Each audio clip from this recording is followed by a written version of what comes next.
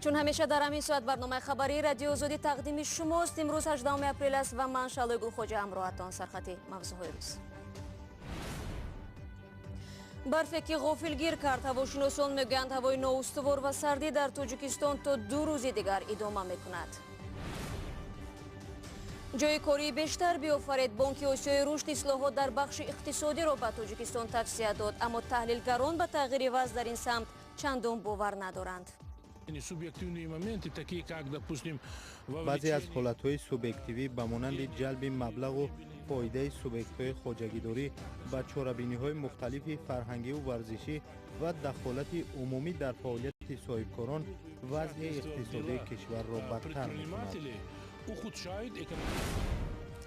و استقبال گرم کامرانشاه استاپیریان در فرودگاه شهر دوشنبه برای پیشوازی پدر قهرمان محمد نوماهه نیز آمده بود.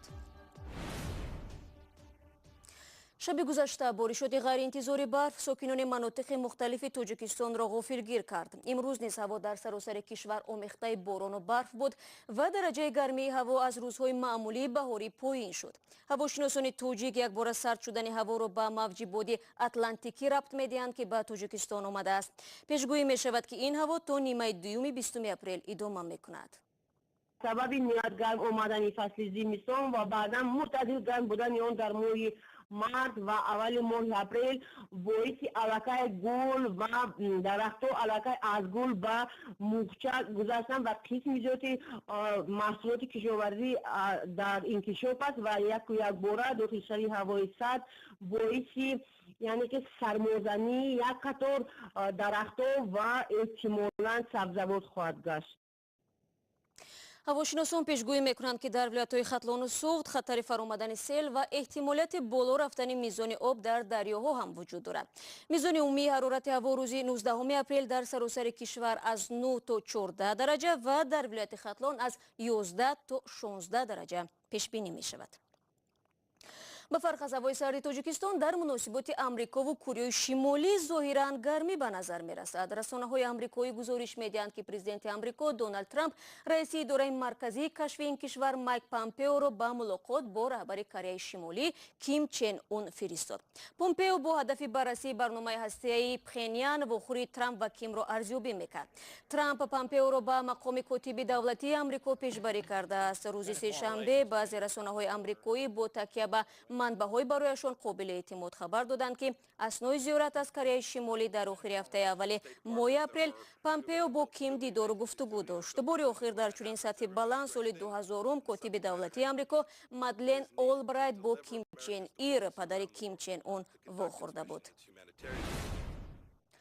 رو می‌ریم به موضوعهای دیگر. در برنامه دیروزه ما گزارش داشتیم که درباره تاثیر برگزاری جام جهانی فوتبال در روسیه به حیات مهاجران تاجیک نقل می‌کرد. طور معلوم از جمله همین چاره‌بینی باعث شده است که شماره زیادی مهاجران تاجیک را با بهانه‌های ناچیز از این کشور دپورتاسیون کردند و می‌کنند.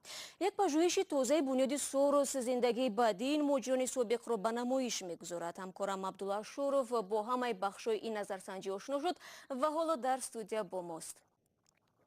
عبدالله سلام و نخست بگوید که سبب اساسی اخراج مهاجران از روسیه چی بوده است؟ تحقیقات حدودی 1500 نفر مهاجران از روسیه دپورتاسیون شده پرسیده شدند و بیشتر از نصف آنها یا حدودی 52% گفتند که بنابر نداشتن پتنت از روسیه اخراج شدند. همچنین 44% دیگر گفتند که آنها سند ثبت مکان اقامت یا رجیستراسیون نداشتند و آنها از روسیه اخراج کرده شدند. همچنین در میان این مهاجران یک گروه نیز هستند که گفتند مقامات انتظامی روسیه بدون هیچ شرح و توضیح آنها را از روسیه راندند و آنها تا به حال نمیدانند با چه جرمی از روسیه اخراج شدند. خب عبدالله، در حالی که تعدادی از این مهاجران سابق به اصطلاح بی‌کس بودند، پس بعد اخراج در تاجیکستان به چی مشغول شدند؟ به خلاصه پژوهشگران تنها 63% آن مهاجرانی که از روسیه اخراج شدند در تاجیکستان توانستند جای کار یابند. باقی مانده تا به حال شغل ندارند و آنهایی هم که در تاجیکستان جای کار پیدا کردند بیشتر در ساحه ساختمان مشغول هستند. یک قسمت خرد دیگری به کشاورزی پرداختند. به هر حال عبدالله، مهاجران شهروندان تاجیکستانند. آیا حکومت در نسبت آنها یگان برنامه دارد یا خیر؟ بله شهلا، عین حال حکومت تاجیکستان تلاش دارد برای مهاجران از روسیه دپورتاسیون شده در بازار کار کشورهای عربی، کره جنوبی و برخی کشورهای اروپایی جای کار پیدا کند، ولی این برنامه حکومت حالا موفقیت نظررس ندارد و بر ضمن این مهاجران امکان دارند در تاجیکستان خود را به شخص افراد بیکار رسما ثبت نام کنند و از دولت یک مقدار کمک پولی دریافت کنند. اما مهاجران در صحبت با پژوهشگران گفتند بنابر آنکه مقدار کمک پولی های دولت خیلی ناچیز است، آنها خود را رسما چون شخص افراد بیکار در مقامات دولتی ثبت نام نکردند. سپاس عبدالله برای تفسیر موضوع. در واقع بانک آسیای رشد هم در ارزیابی اخیر خود تلاش‌های دولت تاجیکستان را برای تأسیس جای کار تنقید کرد. این بانک میگوید با وجود رشد اقتصادی بیشتر از 7% از سال 1997 تا سال 2016 در کشور تعداد کافی جایهای کاری آفریده نشده است. این هم در حالی است که طبق پیشگویی نهاد مذکور امسال رشد اقتصادی تاجیکستان سست می شود. در طول 20 سال گذشته سرعت رشد اقتصادی تاجیکستان استوار و سالانه تخمیناً به 7.12% برابر بود. اما امسال بانک آسیایی رشد پیش بینی می‌کند که رشد اقتصادی تا 6% پایین خواهد شد. بانک روند مذکور را به کمبود جایهای کاری ربط می‌دهد. شماره اهالی قابل مهنت به حساب میانه هر سال 3% زیاد می شود، اما تعداد جایهای کاری همگی 0.7% افزایش می یابد. 2.3% اهالی قابل مهنت به جای کار می ماند. تشکیل جایهای سرمحصول کاری خیلی مهم است.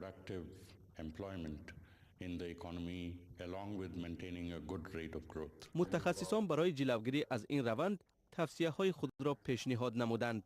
به قول آنها بهبود فضای سرمایه گذاری، کم کردن نهادهای نظارتی و حل بحران بانکی ناگزیر است. به باور همین متخصصان فضای سازگار برای تجارت باعث به تشکیل جایهای نوی کاری می شود.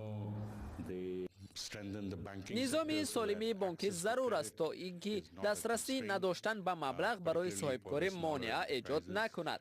برای نگهداری میزان بلند اقتصادی و تشکیل جایهای نوی کاری بعضی از چاره‌ها وجود دارند. در صورت برطرف گشتن مشکلات موجوده، جلب سرمایه خارجی برای تأسیس کارخانه‌های نو در کشور آسان‌تر خواهد بود. فعلا در تاجیکستان مردم زیاد بیکارند. برخی از کشورها با استفاده از چنین نیرو توانستند اقتصادیات خود را قوی نمایند. فضای آزاد صاحبکاری در کشور نه تنها بر رشد فعالیت تاجران داخلی تاثیر می‌گذارد، بلکه برای جلب سرمایه خارجی مساعدت می‌کند. سرمایه گذاران خودشان تصمیم می‌گیرند که برای آنها تجارت در این کشور خوب است یا نه. ولی تحلیلگران تاجیک باور ندارند که به این زودی در این بخش تغییرات جدی صورت بگیرد. آنها میگویند فساد گسترده، پشتیبانی از صاحبکاران علاهیده که با حکومت نزدیکی دارند و مونوپولیا شدن بعضی از ساحه‌ها به اصلاحات اقتصادی در کشور مانع ایجاد می‌کند.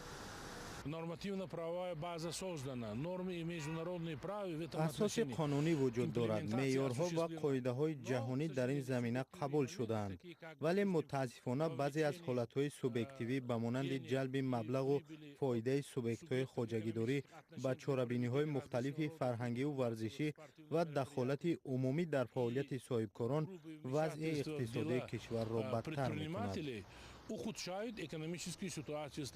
با وجود آنکه پیشبینی بانک آسیایی رشد خوشبین کننده نیست، اما اقتصاد تاجیکستان در نهایت امر به وضعیت کشورهای شریکان تجارتی آن از جمله روسیه و قزاقستان و ازبکستان سخت وابسته می باشد.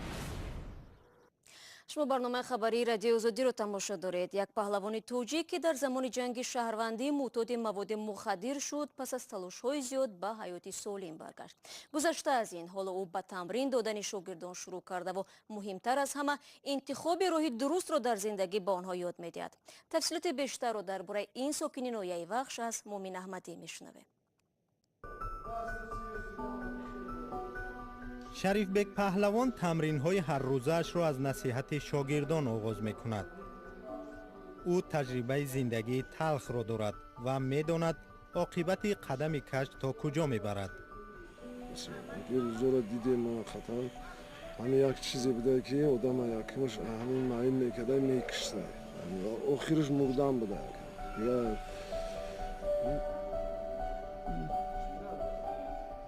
بعد 20 سال معتادی به مواد مخدر این اندیشه را داشت و نجات جز تسلیم به مرگ نمیدید. همه‌اش از سال 1992 آوان جنگ شهروندی در ناحیه وخش سر شد. او قماندان یکی از گروه‌های درگیر بود. سال 92 بوده همین افغان‌ها اومدن روسیه و فوقتی هر دنیم هم جنگ میکردن ما اسلام دیدیم شون جنگ شونه همسن بودیم هموان آخری. شریف بیگ 27 ساله بود که برای او جنگ تمام شد. عادت و خاطره های جنگ باشند دامن او را سر ندادند. تا سال 2014 او با عادت بد دست به گریبان بود. او خود این دوره زندگیش را آوان شکستن و ریختن می داند.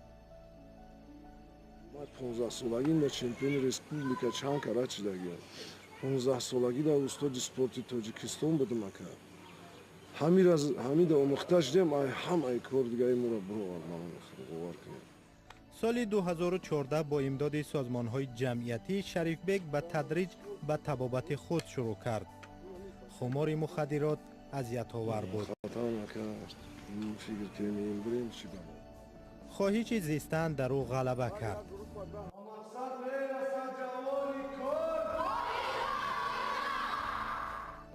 او خود را پیش آنها مسئول می حسابد. به نظرش در این سین و سال آنها به شنیدن فاجعه مثل زندگی او نیاز دارند. میگوید هر قدر درباره دهشت آن بیشتر دانند همان قدر آیندهشان از خطر امین میماند. در قطار آنها 4 نبیره او نیز هستند که در کنارش به وی میرسند.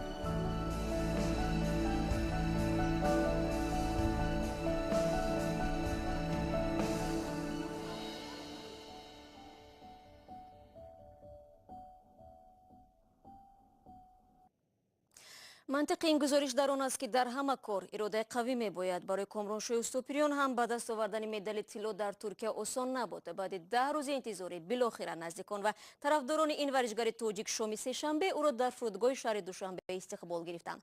قبل از سبقت پدر کامرانشو وعده داده بود که در صورت پیروزی نبیره 9 ماهش را برای پیشوازگیری به فرودگاه میآورد.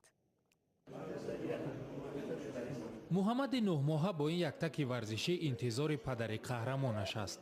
او را بابایش به اینجا آورده است. در قطار محمد پدر و مادر و 10 تن از دوستان و هواداران پهلوانی تاجیک کامرانشوی اوستاپیریان در فرودگاه دوشنبه او را پیشواز گرفتند. اوستاپیریان که هفته گذشته مدال طلای مسابقه بین المللی گران پری جودو را به دست آورد به وطن برگشت.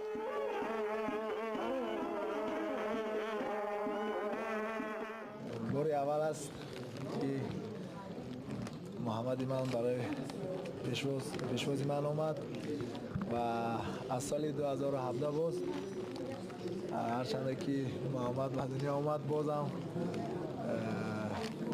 در مسابقه ها حرکت میکنیم که با مدال طلا به وطن برگردیم و باید نمونه باشیم، پدر خوب باشیم برای as there is on the rostrum. He's been on the receiving end of a few of those himself. کامرانشو که در این مسابقات به 4 رقیب خود غالب آمد در دور نهایی قهرمانی جهان نمانیا مجدوف از سربیا را شکست داد. قوازمایه است. این گوشتین جدا خیلی نازک است و در سال 2017 وی قهرمان جهان بود، من قهرمان آسیا و خوشبختانه من با خیلی پیشنهادهای مربی را گوش کرده و او را با اصولی هم تکنیکی و تاکتیکی او را مغلوب ساختن و صدامت جای اول داشتن. با امید کامیابی بیشتر و نه تنها در رشته ورزش نشر امروزه برنامه خبر را انجام میدیم. تشکر که تا آخر برنامه ما را همراهی کردید. تا فردا خدا نگهدار.